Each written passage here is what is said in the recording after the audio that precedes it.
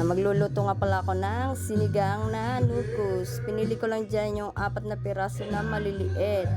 Pinakuluan ko na nga pala yung tubig na may salay. Salay lang po yan ay solve na.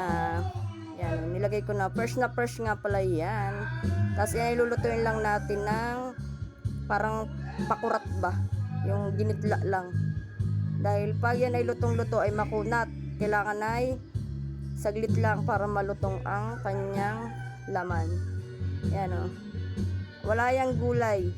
At sabaw lang talaga. At saka salay. Nilagyan ko na rin yan ng asin at kaunting pampalasa. Yan. Tinikman ko na nga pala yan at goods na. Hindi pa na ano yung tinta niya kasi kailangan pa yung ano yan. Pag na-slice na yan, saka mag-ano yung kanyang tinta. Yan nga pala at ini-slice na.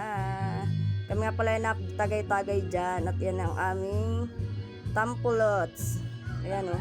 Talagang asbok-asbok naman yung ano, yung kanyang ata or tinta. Ayan o.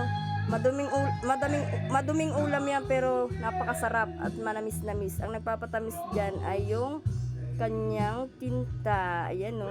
Sarap. Kain tayo guys.